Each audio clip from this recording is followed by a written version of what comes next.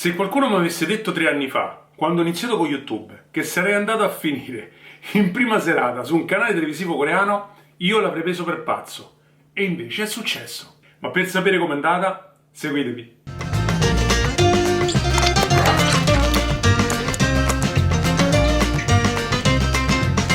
Carissimi amici, buongiorno e di nuovo bentornati.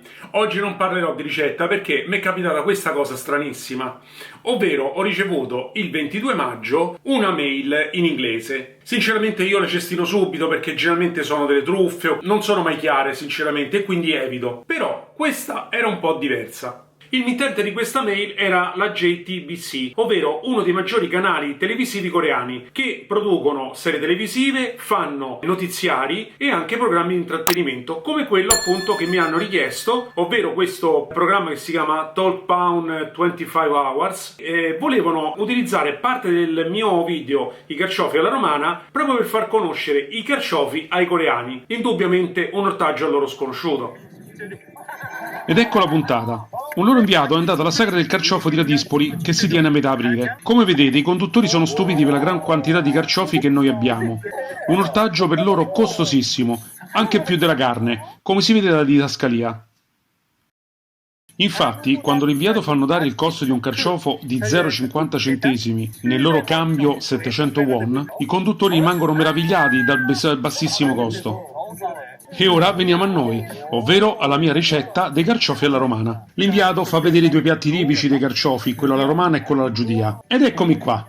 Vedete il credit per il video e mi si vede quando li pulisco e li preparo. Qui una piccola curiosità che mi ha fatto notare mia figlia. Uno dei conduttori si meraviglia del pezzo d'aglio che io metto nel carciofo. Nel video spiego che lo metto intero perché una volta cotto sarà più facile toglierlo. Invece in Corea è molto apprezzato. Pensavano che venga mangiato con il carciofo rendendolo ancora più gustoso.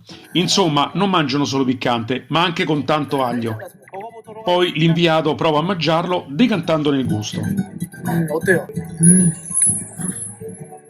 In seguito si vedono anche spezzoni di video sui carciofi dei canali Giallo Zafferano o su quella alla giudia degli chef in camicia o di Speziata.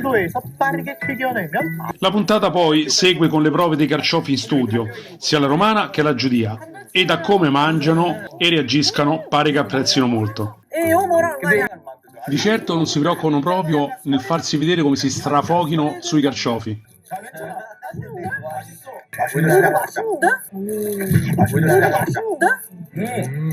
E c'è qualcuno che tenta pure di portarseli a casa.